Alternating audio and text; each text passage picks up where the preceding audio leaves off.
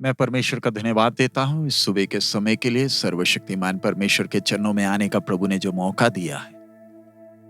आइए आज सुबह के वचन मनन के लिए हम लोग नीति वचन 17वां अध्याय उसका 8वां वचन पढ़ें। देने वाले के हाथ में घूस मोह लेने वाले मणि का काम देता है। ऐसा पुरुष जिधर फिरता उधर ही उसका काम सफल होता है। इस वचन को जब हम ध्यान से पढ़ते हैं, इसमें परमेश्वर की आत्मा कितने स्पष्ट तौर से एक संसारिक आदमी, संसारिक व्यक्ति के जीवन का चित्र हमारे सामने रख रहा है। सुलेमान राजा जब इस वचन को लिख रहा था, उसे अच्छा ज्ञान है कि उस समय के महलों में और न्यायपालिका में या न्यायों के सामने कैसे घूस लेने का एक परंपरा था, जिसमें एक दूसरे को घूस देकर काम चलाया जाता था, जैसे आज भी है। और घूस देने के द्वारा जो काम सही तरीके से नहीं मिल सकता, उसको गलत तरीके से प्राप्त किया जा सकता है। इंसान पाप का गुलाम है, इसलिए घूस देने वाला और लेने वाला उससे खुश होते थे, क्योंकि उससे उनकी मोह, उनकी इच्छाएं, उनकी अभिलाषाएं वो पूरी कर सकते थे। एक व्यक्ति घूस या रिश्वत कब देता है? जब उसे मालूम चलता है कि सही तरीके से वो काम किया नहीं जाएगा।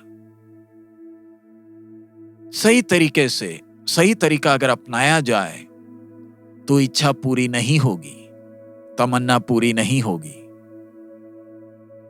उसे मालूम है जो चीज वो चाहता है वो उसके योग्य नहीं है, इसलिए अपना पाप से दूषित दिमाग लगाकर कैसे ना कैसे चीजों को पाने का प्रयास करता है।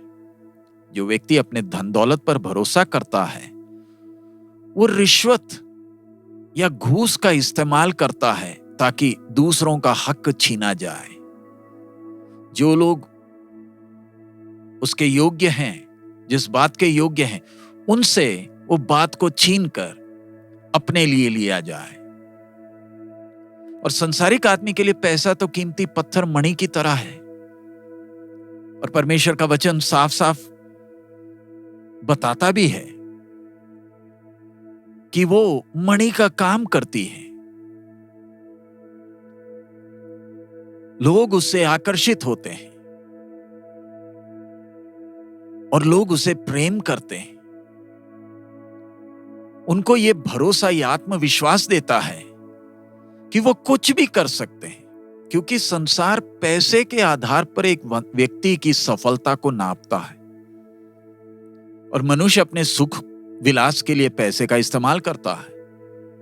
लोग अपने धन दौलत पर गर्व करते हैं। उनकी ये सोच है पैसे के द्वारा हमें शक्ति, अधिकार मिलता है, ताकत मिलता है, प्रभाव मिलता है और हम कुछ भी कर सकते हैं। और अपने लक्ष्य को पाने के लिए पैसे का इस्तेमाल करते हैं। एक अविश्वासी व्यक्ति जिसका परमेश्वर पर भरोसा नहीं है, जो अधर्म के मार्ग में चलता है, वो धन दौलत के उस बहाव में वो बह जाता है। लेकिन जो व्यक्ति सत्य के मार्ग में चलता है, वो कभी भी रिश्वत की सोच ही नहीं कर सकता, क्योंकि उसका भरोसा अपने परमेश्वर पर है। सुलेमान के जीवन को जरा देखें। वो अपने धन दौलत और इज्जत पर उसका ज्यादा भरोसा था, और बाकी राजाओं को घूस देकर उनको भी वश में लिया। जो बातें परमेश्वर की व्यवस्था में शक्त, जिन बातों की मनाही थी, उन चीजों को भी उसने एकत्रित किया। और उसके विषय में उसे कभी अफसोस भी नहीं हुआ, क्योंकि उसे लगता था कि मैं अपने ज्ञान से सब बात को निपट सकता हूं। बेशक सारी उसकी अभिलाषाएं उसने पूरी कर ली। धन दौलत से उसने बहुत कुछ पाया, लेकिन आखिरी में मूर्ख ही ठहरा। पाप का बंधा हुआ था, और दुनिया के सामने मजाक बन गया। अपने धन दौलत के बलबूते ऐश और आराम को अनुभव किया, लेकिन अंत में उस चुंगल में फंसा जिसने उसको अनंत नरक की ओर घसीट कर ले गया। उसे पश्चाताप का मौका तक नहीं मिला जैसे सिमसोन को उसके जीवन के अंत में मिला था। हमारी सोच है सिमसोन सुलेमान से भी धन्य था, क्योंकि उसे जब सजा मिली तो उसे पश्चाताप करने का मौका मिला। जब एक व्यक्ति घूस देता है, लेता है, उसे मालूम है कि वो जो कर रहा है वो सही नहीं है परमेश्वर के नजर में, लेकिन कीमती मणि की तरह उसके आंख को वो ललचाती है और उसके मन को प्रभावित करती है। और जब एक व्यक्ति अपने इच्छाओं के नशे में भर जाता है तो फिर उसे पाने के लिए वो कुछ भी करेगा, और सफलता के लिए सबसे सरल रास्ता उसके लिए घूस लेना और देना है। और ये उसे एक झूठी तसल्ली देती है कि वो कुछ भी कर सकता है अपने बल पर और कोई उसे रोक नहीं सकता। इस दुष्ट संसार जिसमें पाप भरा हुआ है, एक व्यक्ति घूस लेकर देकर बहुत कुछ पा सकता है, लेकिन ध्यान रखे, जीवते परमेश्वर, सच्चे परमेश्वर के सामने ये घूस काम नहीं करता। हम परमेश्वर को घूस देकर, धन या दान देकर परमेश्वर को हम प्रभावित नहीं कर सकते। कई लोग सोचते हैं कि चढ़ावा चढ़ाकर हम परमेश्वर को खुश कर कर अपनी मनोकामना पूरी कर लेंगे, लेकिन वो भूल जाते हैं परमेश्वर जो धर्मी और न्यायी है, जो सत्य में वास करता है, वो पवित्र है। वो हमारी प्रार्थनाओं और हमारे चढ़ावों से प्रभावित नहीं होता। वो अपने दैवीय सिद्धांतों के अनुसार जो सत्य पर आधारित है कार्य करता है।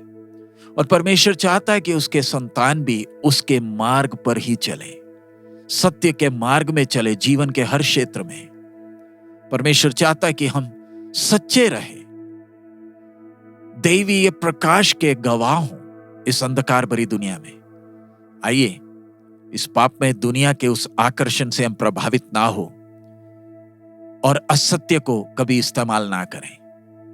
थोड़ी देर के लिए हमें खुशी देगा, लेकिन परमेश्वर का सजा हमारे ऊपर लाएगा, इस संसार में अकेला नहीं, अनंत काल में भी।